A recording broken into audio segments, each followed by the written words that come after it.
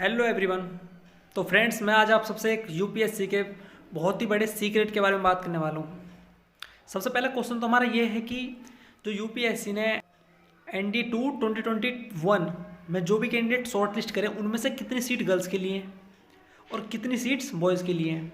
क्या उसमें गर्ल्स की सीट आने के कारण क्या बॉयज़ की सीट डिक्रीज़ होंगी, और जो ND1 2022 में जो न्यू वैकेंसी जो निकली है जिसके कल परसों से फॉर्म भरे जा रहे हैं उसमें जो वैकेंसी है उसमें गर्ल्स की कितनी सीट है, क्या उसमें भी बॉयज़ की सीट डिक्रीज़ होंगी।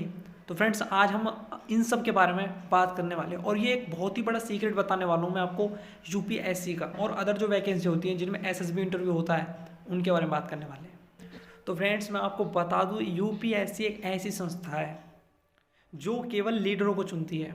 उनका टारगेट कभी भी सीट पूरा करना नहीं होता है। जैसे मैं आपको एग्जांपल के तौर पर बताता हूँ, अभी जो TS45 थी उसमें 90 पोस्ट थी, ठीक है, जिनमें से केवल 60 ही कैंडिडेट OTA के लिए रिकमेंडेड हुए हैं।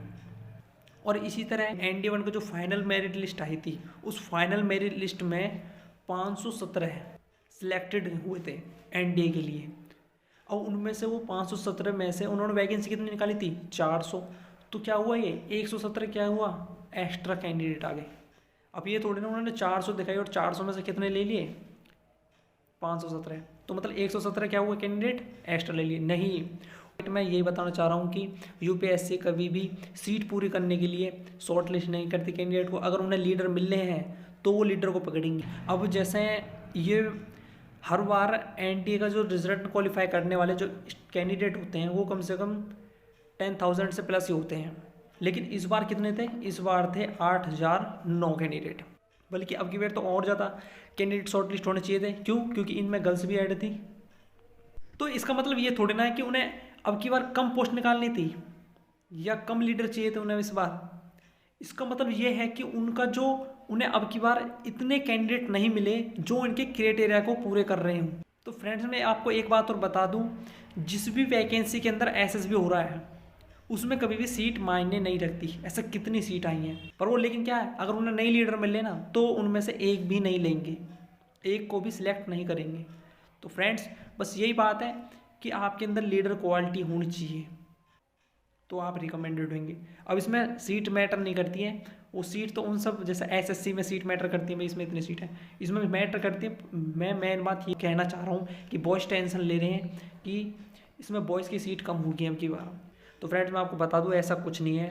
अगर उन्हें गर्ल्स में से ज़्यादा लीडर मिलेंगे तो गर्ल्स को पकड़ेंगे, फिर अगर बॉयज़ में ज़्यादा लीडर में तो बॉयज़ को पकड़ेंगे।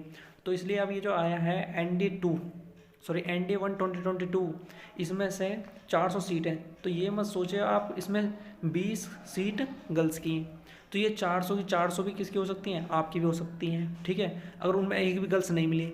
और ये 400 कैसे हो सकती हैं, गर्ल्स की हो सकती पर। लेकिन ये है, ये एक वो बता देते हैं कि अप्रोक्स इसके आसपास ही होएगा। ऐसा 19 सीट है तो 19 में से 29 ले सकते हैं, या 30 ले लें, या 40 ले लें, इस तरह से, या 19 में से 9 ही लें, या 5-6 लें, तो ऐसे ही हो सकता है। तो फ्रेंड्स, मैं आपको यही बता रहा हूँ, अगर आप किसी भी नोटिस पे मत जाएँ। 517 कैंडिडेट फाइनल मेरिट लिस्ट में आए हैं, जिनमें बल्कि वैकेंसी कितनी थी, 400 थी, ND1 की जो फाइनल मेरिट लिस्ट आई है। तो फ्रेंड्स, अब ये जो ND1 की जो वैकेंसी है आप इसमें अच्छी तरह मेहनत करें, सीट वीटों पर ज़्यादा ध्यान ना दें, क्योंकि सीट आप पे आप ध्यान दोगे तो आप बस अपने आप को लीडर बनाएं। चाहे आप गर्ल्स देख रहे हो या बॉयज़ देख रहे हो, अपने आप को लीडर बनाएं। आप कभी ये ना सोचें ऐसे मेरे को इसमें इतनी सीट मिल रही है। यूपीएससी एक छोटी मोटी चीज़ है, वो आपको लीडर बना रही है। एक लेफ्टिनेंट बनोगे तो आप तो समझ रहे हो, आप अब ऐसी थोड़ी ना बना दी है, सीट पूरी करनी है। तो अगर TS45 में 60 कैंडिडेट क्या हुए थे, शॉर्ट लिस्ट हुए थे, सॉरी सिलेक्टेड हुए थे, अब उन्हें वैकेंसी करनी थी, वैकेंसी पोस्ट कितनी निकाली थी उन्होंने, 90। अब ये थोड़ी ना वो 30 जो कैंडिडेट हैं उनको ऐसी बल लेते या 400 सीट निकाली तो वो 400 कैंडिडेट को ही शॉर्ट लिस्ट करेंगे या रिकमेंडेड करेंगे। यूपीएससी के अंदर जितने भी एसएसबी इंटरव्यू होंगे, चाहे वो FCAT हो या कुछ भी हो, उनमें जितनी सीट दिखाई जाएंगी उतनी सीट से अधिक भी हो सकती हैं और कम भी हो सकती हैं, जिसका कारण यही है उन्हें अगर लीडर मिलने हैं तो वो लीडर को पकड़ेंगे।